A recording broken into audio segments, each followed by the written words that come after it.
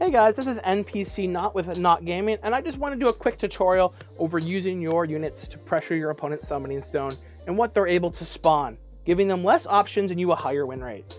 So first, let's go over it. Melee units are able to walk 3 steps. Now, what that means is that these 3 lanes here are some of the most important in the game because they give direct access for melee units to hit your summoning stone. So how do we use that to put pressure on? Well, let's say that we have a unit here in the middle location. Now this is going to be one of the best locations to be able to put pressure onto your opponent. The reason for that is that we can move this unit to here, and from which this point this unit can attack into any of these 5 squares. Now what that does for us is it makes it so that they either have to spawn a larger unit in those squares that can fight our melee unit profitably, or he has to play his units in the back here. That's great for us because that really reduces his ability to then reach our stone and really reduces his ability to play out minions efficiently into good locations. So let's say that we have control here. What else can we do to really lock down this game?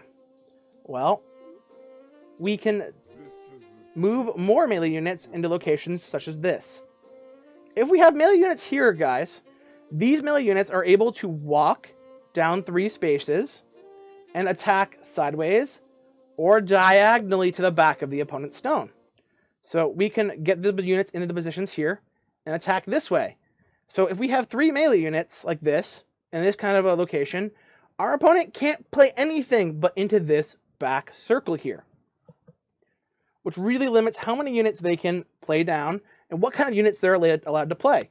So if we have, reasonable melee units here, our opponent has to play units that are either bigger than ours to be able to play them down efficiently and not lose their value, or he has to play in this back location.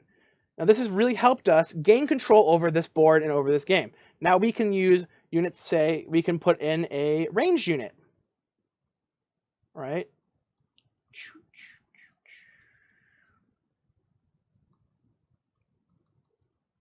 Now let's say we were able to get a ranged unit in. So we could move up our melee unit that was here, right? We could put him like right here,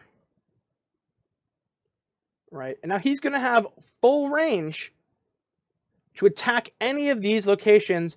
And with a range unit behind him, it makes it really difficult for our opponent to be able to do anything. Our range unit is going to be able to shoot 3 squares and really take down any of the units in those locations. A ranged unit here is able to shoot any of these 3 locations too, of the front of the map. So by using our units efficiently and placing them in the right locations, we're able to put on a lot of pressure. So what do I see a lot of people doing often? So they'll play out one of the most efficient minions in the game, say a Doomed Caller, and they'll place it here. Now this will give us one more location that we could spawn a unit in on this side of the map. We can play it here. See, this unit isn't going to challenge this unit. Our opponent can't get in here. They can only move to here or to here. So it's really important, guys, that we spawn our unit in the middle here if we're trying to put a lot of pressure on and we don't have a reason to spawn it here otherwise. And we can make it so that they don't have the ability to play a unit here.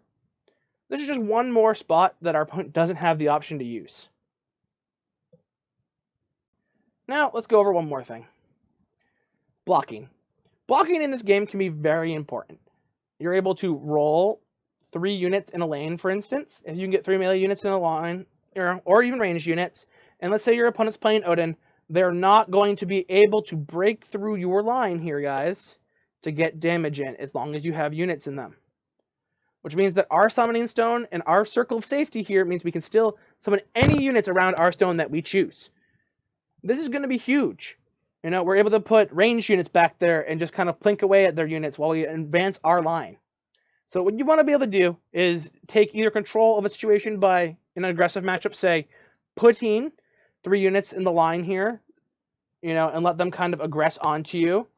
Or in a matchup where you have control, you want to try to place your units in a way where you can put pressure on their summoning stone. So, a situation like this from before.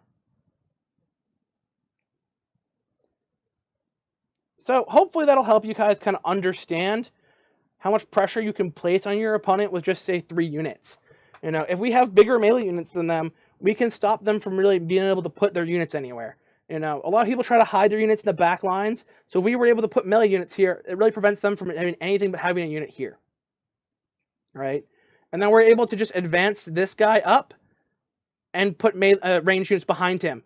You know, so where we could even shoot over into this here. So it's one of those things, guys, where you really need to place your units in a way that's going to be helpful for you to pressure your opponent's summoning stone so that they don't have the options like you do, which is going to cause you to win a lot more games.